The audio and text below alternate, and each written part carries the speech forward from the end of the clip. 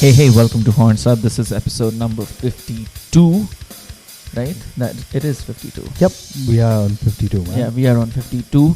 And sorry to disappoint all of you who are looking forward to listening to Lips Kudlow, but we decided to scrap that plan. And For now. Yeah, for now. I mean, Lips will be coming on Horns Up, just not this episode. And that's because we realized that this episode, which comes out on February 13th, marks a very, very, very special milestone for anyone who's a heavy metal fan. If you're one of those metal nerds like us, you would consider today to be 50 years since the birth of heavy metal. Yes, you would. Then that's because 50 years back, on February 13, 1970, Black Sabbath released their first album, the self-titled Black Sabbath. Mind you, it was only released in the UK on February 13th and in the US and worldwide only in June later that year. But first comes first. And so February 13th, according to Horns Up, is Black Sabbath Day. Yep, and now we have a new tradition. Yes, this is a new tradition. It's the 50th birthday of Black Sabbath, and hence we decided to scrap all our previous plans and try and talk Black Sabbath. And that's when we kind of really had to work hard in order to find somebody who would not only help us fanboy over the album, but would help add a lot of context to it because, hey, we are young, so we weren't around when this album was released. True.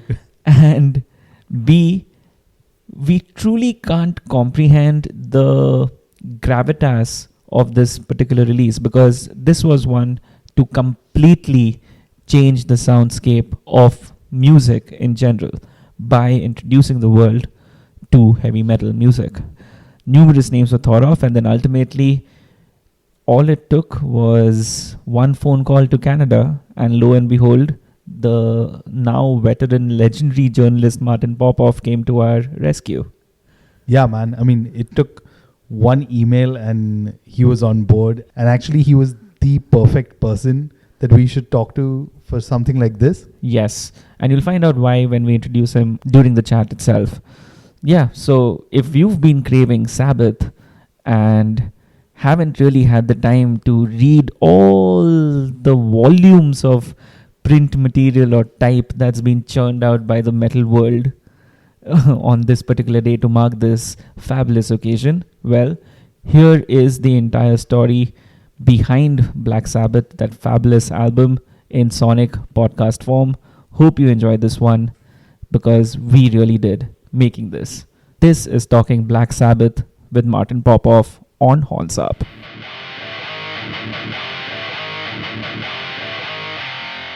And we're joined all the way from Toronto, Canada, by none other than Martin Popoff. Martin, for those who don't know you, well, he's how we've described him, as the living encyclopedia of all sorts of hard rock and heavy metal.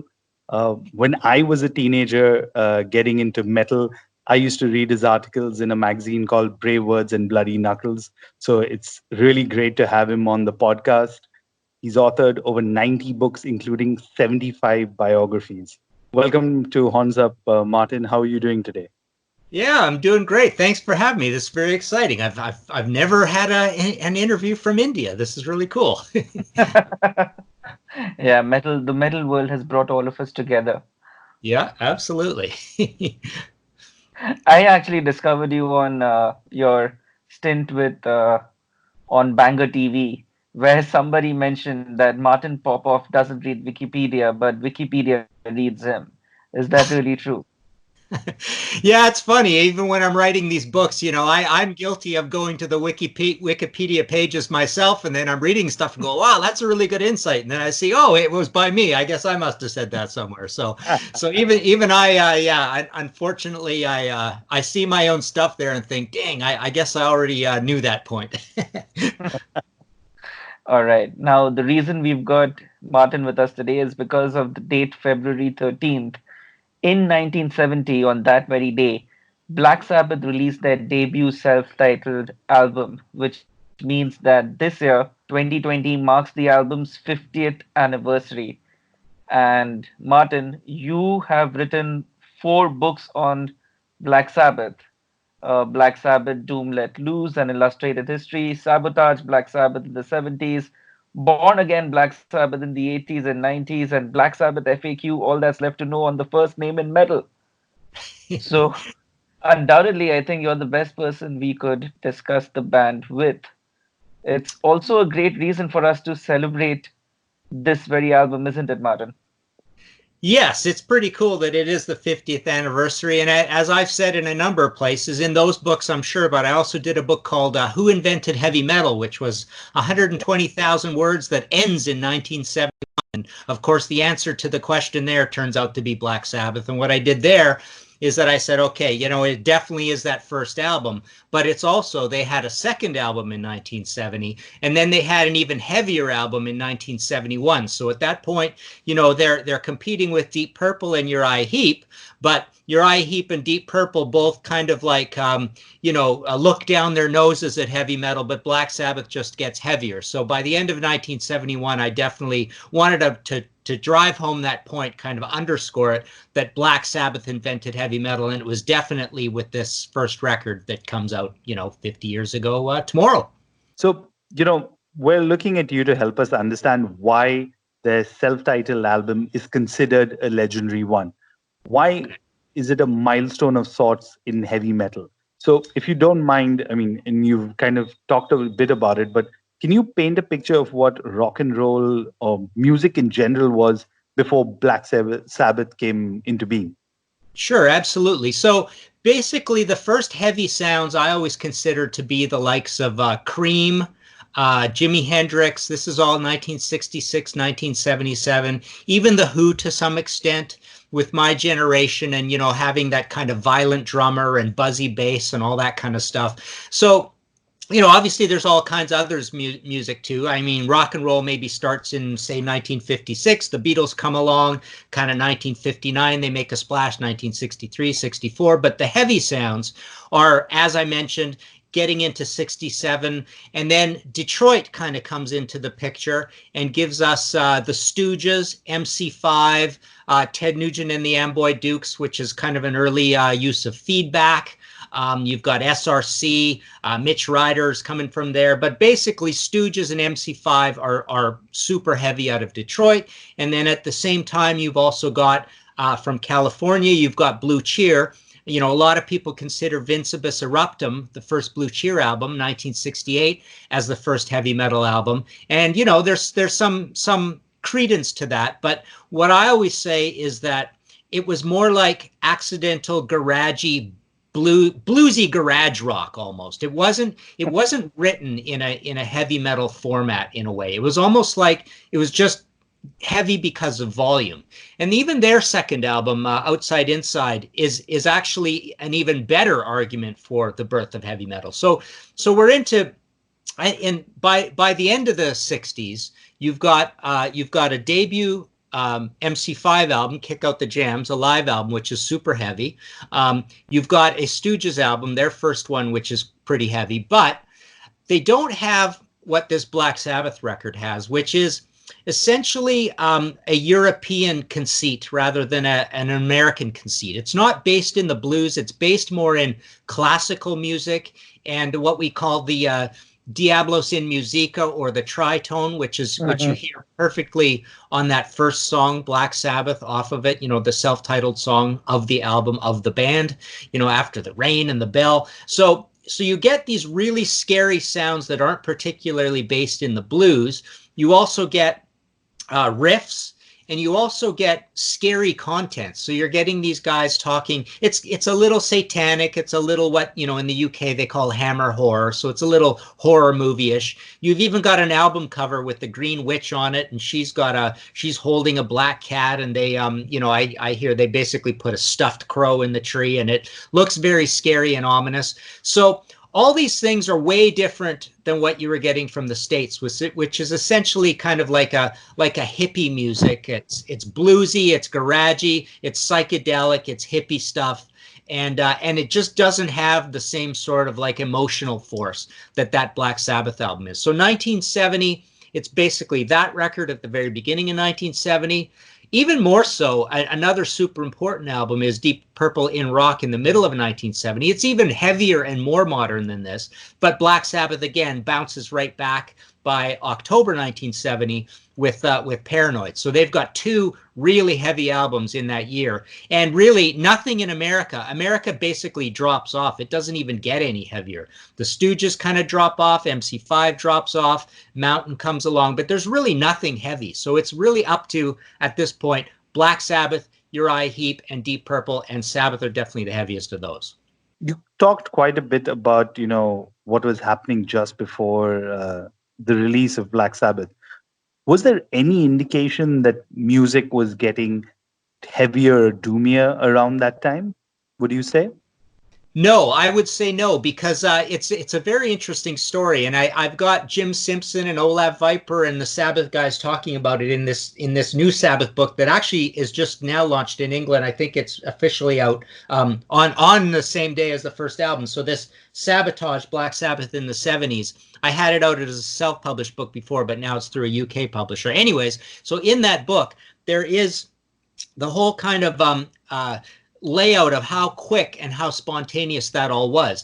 These guys basically, they thought about the Hammer horror stuff they grew up with. I think they saw maybe like I believe they saw a movie poster for the Black Sabbath movie, but they essentially started right on the spot writing this kind of new, heavier thing. Now, one interesting thing about the story is that their manager, Jim Simpson, and here they are in Birmingham. He's got the blues bar, and they keep having all these heavy blues bands in. So there was a British blues boom going on, and Black Sabbath, previous to Black Sabbath, when they were called Earth and other bands, Polka Tuck was another early name. They were essentially one of these heavy blues things, blues boom bands. But the whole idea was all of them almost instantly, including Jim Simpson, who had to book all these blues bands all the time.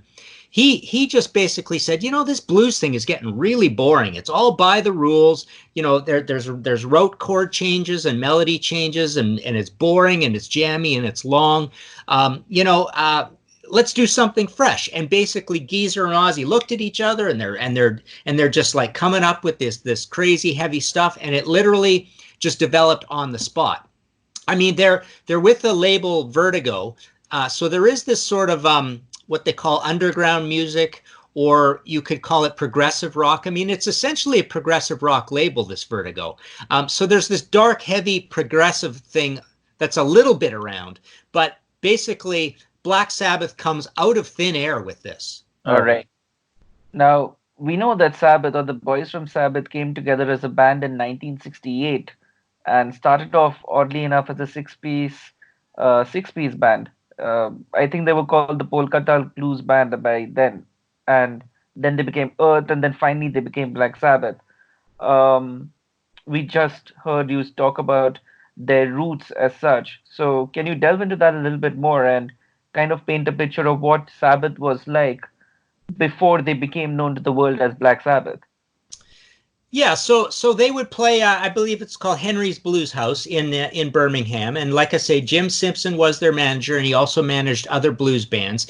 There was Trapeze around at the time, Move. Birmingham had a good scene, and you talk to the Sabbath guys, and they'll tell you there were tons of places to play, a lot of bars and stuff. So they were essentially playing a lot of blues and rock and roll covers. Mm-hmm. And some of their earliest songs were the likes of Black Sabbath and even War Pigs, which shows up in, on the Paranoid album. Super heavy song, total, pioneering, brand new heavy metal type song. They had that really early. It had some different lyrics and stuff. But no, they were basically, messing around. Just like any band, they were unremarkable like any of these British blues bands were, and just playing a combination of, sped up blues, which is boogie rock from the 50s, and this new blues. So they're influenced by the likes of Jimi Hendrix and Cream. Cream are the most notorious of these British blues boom bands. The Yardbirds as well. And Jimi Hendrix is quite a bluesy player as well, but he had some pretty pioneering heavy metal. I mean, Purple Haze Purple Haze, you could argue almost as the very first heavy metal song. I believe that's like early 1967. So yeah, they were just basically unremarkable. I mean, they had I don't believe they had any originals really that were that you would call basically most of their first originals, if not all of them, were actually really heavy songs. So yeah, they like I say, they just went from this thing that sounded like everybody else straight into essentially inventing heavy metal. Yeah, oddly enough, and I'd like you to correct me on this if I'm wrong, the first track that the band recorded was Wicked World. That's also a sound that isn't the Black Sabbath sound that we all know and love today. Yeah, so Wicked World is one of these that you're right. I mean, it's a good point. It's a little bit transitional. It's got a little bit of a blues structure to it, but it is so heavy blues boom that it is almost unrecognizable as blues. I mean, I think it's much more heavy metal than it is blues. You say today. I mean, today can mean many things. Today can mean the rest of the 70s, all the 80s stuff, the 90s stuff. So I know what you mean, though. It's not as modern as some of the other things. Like even the song Black Sabbath, I suppose, is a little more modern. NIB is definitely more modern. What else? The other ones, there's some jammy stuff in there. And there is even, the odd thing is they put The Warning on there, right? Which is an Ainsley Dunbar Retaliation song. And even that, it's kind of a very interesting choice because it's not exactly a blues song. It's more like a dark, heavy ballad. So even that doesn't have blues structure to it. And then they also cover Crow Evil Games. That's the first thing. Even before their Vertigo, they're still on Phillips. Olaf Viper, this idea of, okay, do this cover of this band who's kind of part of our stable. And even that song, believe it or not, is actually pretty modern heavy metal. I mean, it's probably even more modern heavy metal than Wicked World. But Wicked World is pretty darn riffy. I mean, I always think of a song like when Allman Brothers do Whipping Post, how heavy that is, right? And that or Free doing like all Right Now, and a couple of the other ones that are like pre-Bad Company songs. They're heavy blues songs. But Wicked World, if I put it in with everything from Free and Bad Company and the Allman Brothers, I still say it would be more modern heavy metal than all of those. So, as the legend goes, after Wicked World, something happens and the band ends up writing Black Sabbath. That song changes, not only music as we know it, changes the entire dynamic of the band. It's a new sound. It's exciting. It forces them in a way to change their entire identity and, naming their band after the song itself in a way. So tell us about that. I mean, considering your interactions with the band and stuff, what was the whole thing that kind of sparked that, or what was the catalyst to that? I don't know if I can explain any more than what I have, because the story is actually pretty vague. And literally, like I say, a lot of bands get uncomfortable talking about this stuff because they don't really have that much to say about it. And I've heard directly from the guys and Jim from different angles, and it was essentially, made up on the spot. I mean, literally, they just said, Let's get some scary lyrics. Oh, let's put it to this scary music, this crazy riff that Tony came up with. And Ozzy had a lot to do with the lyrics right off the bat. Obviously Geezer takes over and he writes 95% of the lyrics, but Ozzy was in there on this early stuff like that. But no, it was essentially, boy, wouldn't it be a cool idea? Nobody's tried to make scary music before, is essentially what they said to each other in no uncertain terms. They said, wouldn't it be crazy to write music like a horror movie? And that's kind of what they did. Apparently, there's some sort of a rumor that either Geezer or Ozzy, one of the two, saw a dream or had a vision of this woman, and hence wrote the song about that vision. No, I don't think I've ever been told that one, and that just sounds like one of these crazy press stories that press people make up. I really don't think that's the case. But I definitely do believe this narrative about everybody kind of looking at each other and thinking, either subconsciously or not, that this blues boom is getting really boring. And I know Jim Simpson was starting to get fed up with it, and he's giving them suggestions, and he's in there being helpful and stuff. Plus they're on this label. There is kind of progressive rock. Don't forget, progressive rock is coming to birth at exactly the same time. You've got Jethro Tull and Yes, 1969, right? You've got Genesis, probably 1969. Every one of the big progressive rock bands is coming up at exactly the same amount of time. And a bit of this progressive stuff came from the likes of Who, it came from the likes of Cream, and this label was going to be a very progressive label. So there was it was a confluence of things kind of all coming together. And if I can add one more thing, I mean, the other amazing thing about the song Black Sabbath is daring to play at that slow tempo like that. So the tempo is crazy, and it actually, Black Sabbath invents, many times over, but they essentially invent doom metal with the song Black Sabbath, right off the bat. So literally, even before anybody plays anything, as soon as you hear rain and bells, you're into doom, right? So it's essentially they invent this kind of music, and the crazy thing is nobody really tries to copy them and be the second doom band, all the way up into the likes of maybe Angel Witch and Witchfinder General in the new wave of British heavy metal, and Trouble and Candlemass. But through all the 70s. The wild thing is Black Sabbath stays a pretty distinctive band, which is incredible. I mean, for 8 records, nobody really tries to copy Black Sabbath. Mm-hmm, mm-hmm. It's also very fascinating how the name Black Sabbath itself kind of becomes this identity for the band, and it all stems from this one song. I mean, have you had any kind of research done or conversations with the band about why they chose Black Sabbath as their band name eventually? Well, no, because they couldn't give you a deep answer anyways. But I mean, basically the idea though, but there is a kind of a deepness to it. But no, basically the idea is they they knew of this movie, and I believe it was in the Italian, first of all, basically called Black Sabbath, and it's a great name. I mean, it's almost I always marvel how you can even get away with something like that. I think people were in certain ways way less tolerant of religious the opposite side, the dark side of religion, right? So in certain ways it was like horrifying, satanic stuff. But on the other hand, it was almost like people were a little more tolerant of it. So they kind of get away with this name, which is like a sacrilegious name. It's like, hey, we got the Sabbath, and now we got the Black Sabbath, right? And then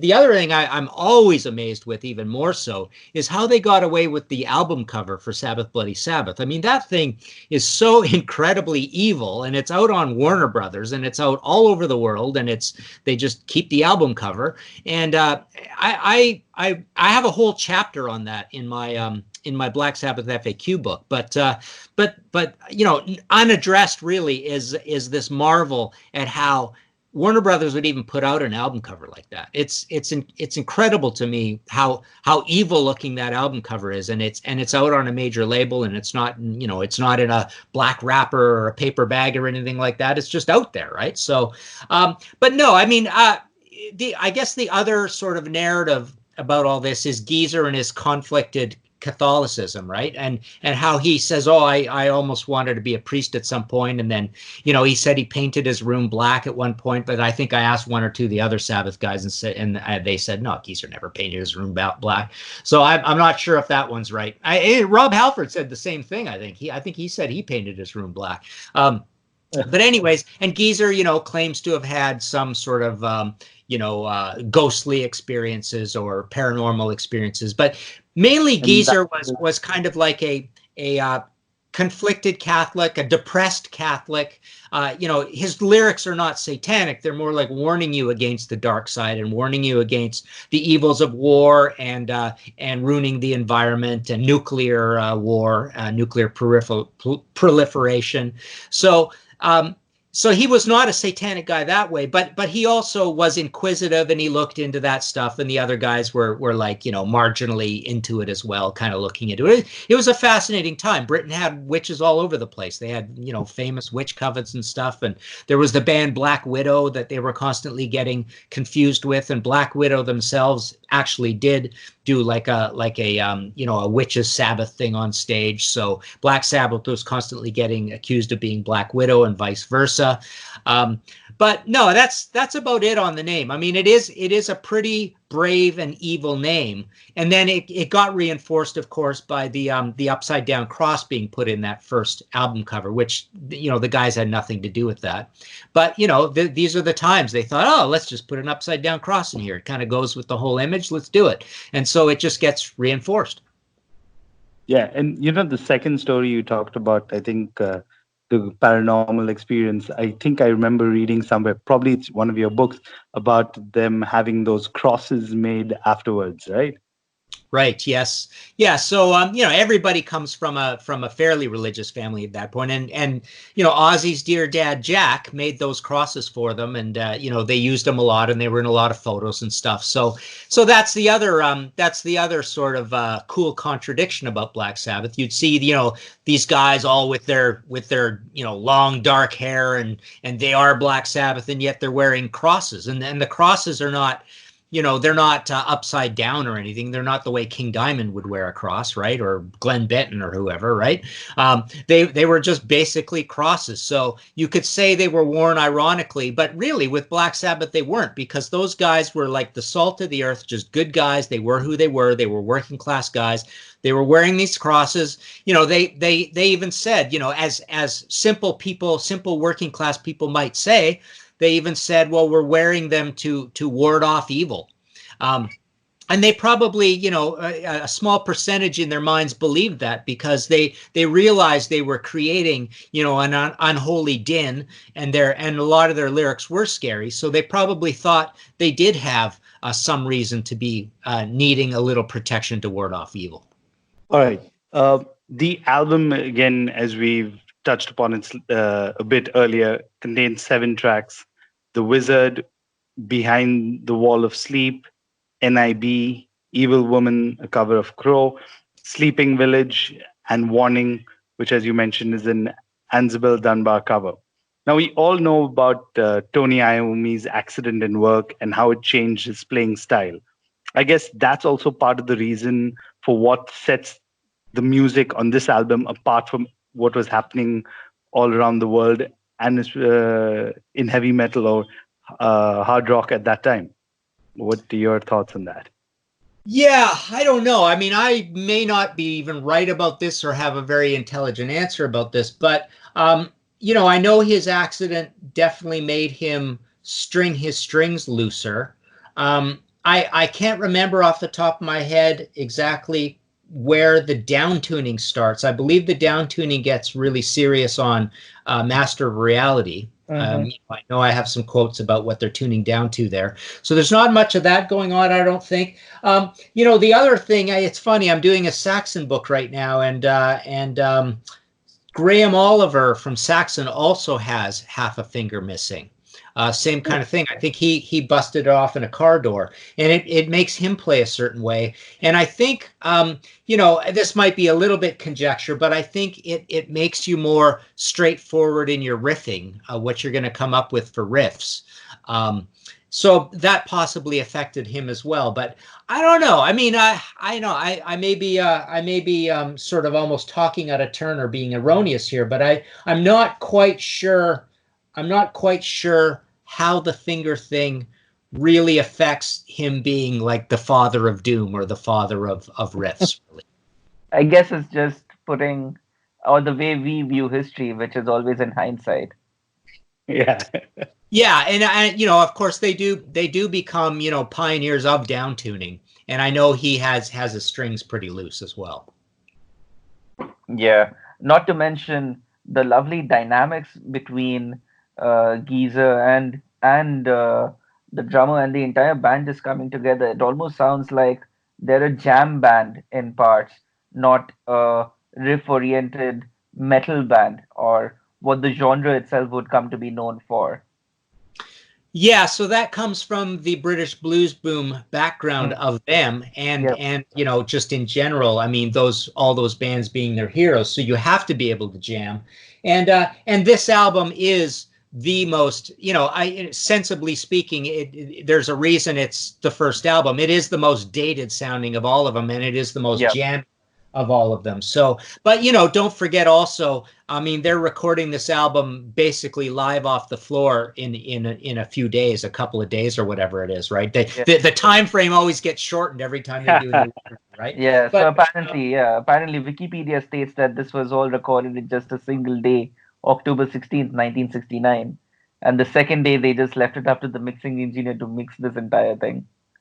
yeah, I can't remember exactly the stories they say, but they do say things like 8 hours and 12 hours or whatever. But the other important point to make here, though, is that they're essentially a power trio. They've got the same configuration as the Who. They've got a lead singer who doesn't play anything, and those two guys. So if you're going to play, if you're going to play live off the floor, obviously when Tony's off soloing, which is often on this record, it's up to, you're basically hearing a soloist and a busy bass player and a busy drummer. They're all essentially being, the Who at that point. So, you don't get a lot of you definitely hear the separation of what they're doing. And when you are a power trio and they are playing essentially live, you're going to get more of that jammy quality. All right. And this is the part I was actually waiting for the most in our conversation. So I want you to go first on this, Martin. Which is your favorite track off the album and why? Well, I would definitely say, I've got my copy in front of me here. I would definitely say it would be NIB, simply because I think it is the most direct and accessible and least jammy, and it hits you right between the eyes. And for all those reasons, I think it's the most modern metal song on here. Yeah, it's just really stomping and really big beat and heavy, and it's of a reasonable length. It's not confusing, rolling into these other songs. The whole story about how they had to split up the songs here because it kind of legally gives them extra royalty money or something when they split up the name, right? Yeah. Another thing just to mention, I don't think we talked about this, but in the UK, they got Evil Woman, the Crow cover on it. In North America, that got switched out for Wicked World. So what we got was only one cover. We only got Warning as a cover, and the rest of them were all originals. So we definitely got a much better version of the album, although I wouldn't really say much better because that Crow song is a really good thing to cover. So it's, Evil Woman and Wicked World are almost a tie, but you would rather have the original. Right. Animesh, your turn. Well, Martin kind of answered for me because for me it's NIB too. And for me, of course, there's a caveat there that being a bass player and hearing that solo at the beginning, basically that's half of the reason why NIB is my favorite song of the album, because I've been practicing to that song and to that entire solo section, etc., right from the time when I was picking up bass. So it becomes one of the default tracks that you go to when you are trying to learn how to make your way around the frets. And that just made me fall in love with that entire song. But I think it'll be NIB first, followed by Black Sabbath, and then The Wizard. Yeah. Well, I'm a drummer, so throw in Evil Woman in it too, because Evil Woman for me is one of these songs that really made me think of Black Sabbath as not just a scary band. Peter? Okay. For the first time in any of our episodes, I think we're all going to be unanimous when we say NIB. And trust me, we've done so many episodes, it's very rare something like this happens. Yeah. But I'll tell you why the other tracks kind of differ and why NIB stands out for me. I mean, when I first listened to the album, I still remember plugging in it on my Discman. I just bought the CD. I think it was at discount or something, so I finally could have it. And like Black Sabbath kind of seeps you in, and I'm like, you get that eerie feeling. You have Wizard, which kind of goes again. But by the time you come, and because this was on CD in the middle, by the time NIB comes in, that solo, and you're like, okay, this sounds different. And then, Ozzy starts singing in there, and I was like, okay, wow. This is, and by then I wanted to play the track again and try and listen and figure it out. So many years later, it's still on the top of my head. And that was one of the things about that track. I mean, there's a lot of comparison made that, they sound a bit like Cream, and it's a very similar thing, but they made it their own style. I mean, bands all over the world, including India, have tried to work their chops, jam to it. Till date, there's probably a band that's kind of playing it somewhere or the other in some pub. So yeah, man. For that reason, NIV definitely. Yeah, the other funny thing about NIB is that is one the type of song like Iron Maiden, where Ozzy, people when they denigrate Ozzy or put him down and say, oh, his vocal melodies just follow the riff, which is not true. I mean, very few of them actually do, but this is one of the ones that does. So in a sense, Ozzy is like an extra track of rhythm guitar in a way on this one, which helps drive it forward. And I was going to say, I'm a drummer, and that's definitely the most fun song to drum on the record too. I must ask you this, since we're talking about NIB so much. Apparently, Geezer Butler's gone on record and said that originally it was Nib, which was Bill's beard. Yeah, that's the one I hear the most. Obviously, it's said to stand for nativity in black, but yeah, they called Bill Nibby, because of his beard, like a pen nib. And so, yeah, a lot of these stories just have like stupid answers to them. It almost like diminishes how cool the song is. All right. Now, initial reviews and reception for Black Sabbath wasn't great. Rolling Stone's Lester Bangs described the band as just like Cream but worse, and he dismissed the entire album as a shuck. Despite the murky song titles and some inane lyrics that sound like Vanilla Fudge playing doggerel tribute to Aleister Crowley, the album has nothing to do with spiritualism, the occult, or anything much except stiff reactions of Cream cliches.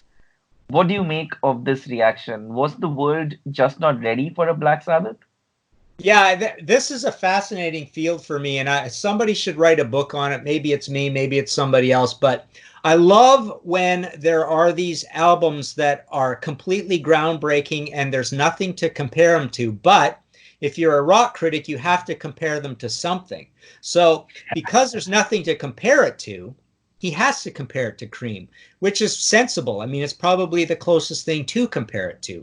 I mean, he could have compared it to MC5. He could have compared it to maybe The Who, but that would be more the obscure point I was making earlier. Or what else? I mean, Beatles, She's So Heavy. Who knows, right? Jimi Hendrix. But essentially, it's really wild reading these reviews when there is nothing to compare it to. I remember also, I was fascinated. There's an ad for Judas Priest Sad Wings of Destiny that says the heaviest band in the world, or the heaviest record in the world or something. And it's like, wow, that actually is, believe it or not, super accurate. I mean, that was like the next step up. There was really, between 1970 and 1976, there was almost nothing that like took.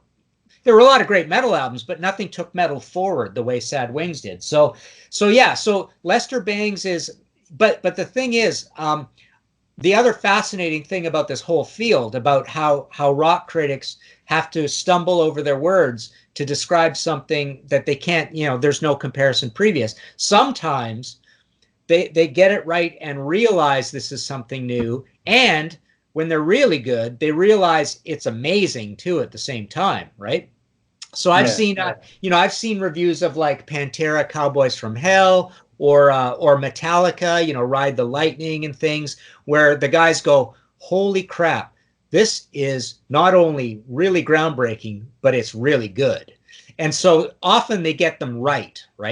So this was Lester Bangs, right? He's supposed to get these things right, and he's supposed to love this stuff. And later on, he very quickly becomes a major convert to the heavy metal cause and loves all this stuff, right? Yeah. But yeah, it's funny. There is really nothing to compare it to. And the other thing is, you're always going to look down on a baby band. This is a band out of nowhere with this stupid record that's going to sell 500 copies, whatever, right? Although Black Sabbath, the crazy thing is, they were a hit right from the start. I mean, they just everybody loved them right away, which is quite amazing. They were on their way very, very quickly, right? Because the public did realize, whether they were realizing it on a super intellectual level or not, but they did realize that this was something completely fresh. And essentially, probably what they realized more than anything is the lyrics and the image. They just realized that, wow, this is the first horror metal, horror rock album of all time. That wasn't full of flutes and progs and stuff. It wasn't Black Widow and it wasn't Coven or whatever, right? The music actually matched the image. So yeah, it was a hit right off the bat. Yeah, and you touched upon this earlier, but we have to dwell a little bit on this. The artwork. I mean, the eerie painting of a woman in all black against the English house. There's been questions, who is that woman? Or should we believe the rumors that it's Ozzy Osbourne in drag? What can you tell us about the artwork, and what was your first impressions? Well, a really cool story just broke this morning about there's this massive article that Rolling Stone did on this record, and they interview her, and they find out who she was, and she says she was 18, 19 years old, and she was just hired by Keith McMillan to come out and do this, and they picked her because she was short. You know this, I know you know this, but you said it was a painting. Obviously, it's not a painting; it's a photo, right? Yeah. But and he gave her a cat to hold, and she says something about how and then there was they tried fog machine and that didn't quite work, so there's no fog in the picture really. So this is the old mill house. It's just this place in Britain. Oh yeah, that's the other thing it said. They used some sort of aircraft lighting deal or something to make the lighting all strange, so that's why the lighting is kind of pink. But yeah, it's just a brilliant album cover, and it just captures perfectly the tenor of the times. The Man, Myth, and Magic magazine, and Kenneth Grant, and these, what's Steph? Is it Steffi Grant? So, anyways, there's witches, covens around, and there's all these satanic, camp horror movies that are being made in Britain. So witchcraft's kind of like a thing. It's like a swinging 60s all the rage sort of thing at the time, right? So it just matched perfectly. And then the really cool old type style at the top. So it's really timeless. Obviously, there's nothing modern about it. It looks like something that could be right out of the 1600s, right? Mm-hmm. What's also to note about the artwork is the fact that it was the sound of Black Sabbath that sold the album literally, because there's no photo of the band there. Was there a thought to how the band was marketed at all? Because usually debut album, you have to have the photo of the band. Yeah, I don't think I can answer that. That's a great question. I don't think it was particularly deliberate. A lot of these things back then are done out of laziness. Probably when they were putting the thing together, this is literally probably how it happened. I would say this is how it happened. Probably when they put the thing together, the band was on tour, so they were 200-300 miles away.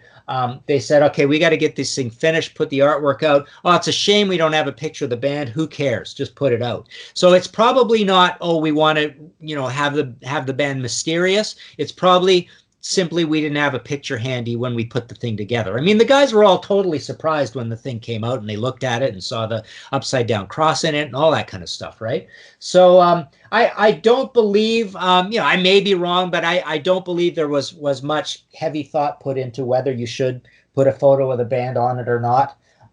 But yeah, it definitely adds to the mystique. It does make it look more mysterious of an album, and even the way that the songs are in that little square on the back, and then the back cover is a continuation of the front cover. Vertigo Records was just very artistic, anyways. Olaf Viper had a real vision, and Keith McMillan working on these things. So if you lined up all those early Vertigo albums all in a row, you'd see a lot of really cool, freaky artwork.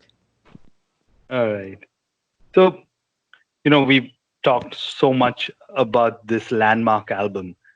But if we could sum it up, what makes Black Sabbath's self-titled debut album a landmark album in music history? What would you say? Well, I guess we've sort of gone around and said this before, but I'd say in a very simple form, when they say elevator pitch, right? Yeah. I would say it invented heavy metal. And it invented it in a way that makes a break with the past. That's really the big thing. The previous heavy metal, which is all from America essentially, was anchored to the past in a lot of different ways. It was psychedelic rock, it was garage rock, it was blues rock, right? This is not a psychedelic album, it's not a blues album, it's not a garage album. So that is the big difference. And again, I think part of that difference comes from the idea that when you're raised in Europe, you come from more of a classical background, as a kid and going through school. If you take music classes in school and all that stuff, all your big musical heroes, all the classical composers came from Europe. So I think you have classical kind of built into your being. It's a very traditional place. All your TV music and your anthems and all that. There's a lot of classical just floating through your head even as a teenager. Whereas in America, America comes from a blues background. So I think that's the big difference. It basically right there at the beginning of 1970, you get a break from the past. Yeah. And, for me, really, what happens is kind of what you've kind of kept saying is that from the time the album release, they had Paranoid, and then you had nothing else for like 6 years, which kind of could match it. And for years later, I mean, till today, in 2020, you have bands trying to replicate this sound, trying to get this, and they struggle, even though, it was 4 ordinary guys from Birmingham who had a blues band, who decided to do something different. I would disagree. Why I would disagree is this. So I do find it commendable of Black Sabbath and really cool that nobody tried to copy them through the 70s, right?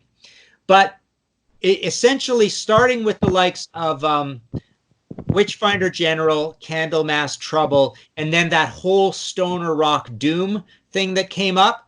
We have this is a very odd debate, but we have it all the time. And I truly believe this, that probably there are 1,000 albums that are better than every old Black Sabbath album if you didn't know when they came out. So I would disagree that nobody has done it quote unquote better, but you have to give a lot of praise to those who did it first and invented it. That's the thing. So no, I would say that many doom bands make music as cool and as crushing as Cathedral is an example. Man, I listen to Cathedral all the time. I listen to some of the stuff those guys came up with, the production, the riffs, the vibe, the lyrics, everything. I think Cathedral is cooler than Black Sabbath in a certain way, but they are doing it all 20 years later. They're making all this classic, amazing doom, better doom than Black Sabbath, but they're doing it in 1995 and 1997 and 2000. So, they're literally learning from the giants who did it first. So it can be done. I know it's a funny thing. We have this debate all the time. I think the first 5 Motorhead albums are better than I think the last 5 Motorhead albums are better than the first 5 Motorhead albums. I think Deep Purple with Steve Morse is way better material than the classic lineup. So certain bands, there is this thing that you can improve on the old stuff. Records are made to be broken. I equate it almost to like sports in the Olympics. Records are broken all the time. We have this discussion when Neil Peart died. It's like, I go, you know what? I can listen to certain prog metal albums or Dream Theater albums or Porcupine Tree albums. And in the first 10 minutes of the record, the guy's done 20 things harder than all the 20 hardest things Neil Peart ever did in the whole catalog. Yep. Right? So that happens, right? But anyways, that's a whole nother argument. Black Sabbath, they totally invented this. And then they totally reinvented it for 8 whole records before the 80s even started and anybody even tried to copy it. So that's pretty amazing. Yep, it is. You gave us ideas for more episodes that we can get you on in the future. I'll come back. That's my Right. So thank you so much, Martin, for taking time out and talking to us on such a momentous occasion. I mean, 50 years later, after the release of the album, here we are sitting in 2 different parts of the world discussing it. So thank you so much for taking your time out to talk to us. Very cool. I totally enjoyed it, guys. This has been fun. So before we let you go, for all those listening, what are you currently working on and what's next from you? Well, I just had a Merciful Fate book come out, and that has sold really well. I sold out, and I just got a reprint in today. So there's that. I've got a Rush book coming out. I've got 3 Rush books, 3 big hardcover Rush books, long books. Anthem Rush in the 70s is out in May. And then later in the year, end of the year, will be Anthem Rush in the 80s. And then next year will be Driven, Rush in the 90s, and In the End. And they've all been written for months. They're all finished. And so, yeah, and I'm working on a Saxon book. That's about 3/4 done. And other than that, I'm not quite sure what I'm going to do. I may do a King Diamond book. I may do a book where I anthologize all my writings on Blue Cheer, MC5, The Stooges, New York Dolls, and Dictators in one book, and call that Gimme Danger. And then just kind of have, long chapters on all those bands. So yeah, that's about it. But right now, my Rainbow book just went back into print. So my latest ones have been the Rainbow book, the Merciful Fate, and the 2 Iron Maidens. And I have all of this at my site, martinpopoff.com. I sign them and sell them out of here. And there's PayPal buttons for everywhere. And glad to send them to India as well. I swear, I think I've maybe sent 1 or 2 books ever all the way to India. I own one of them that Cool. you probably sent. But did I mail it there? Really? Yeah. No, I picked it up off Amazon. Yeah. But- So, yeah, I'm sure I have a lot of books there that are from Amazon. So I have a lot of books that are through big publishers that are that way and distribute all around the world. But I do a lot of self-published ones as well, which you can only get from me from my website. So. On that note, Martin, once again, thank you so much. Thank you very much. We'll talk to you again soon, I hope.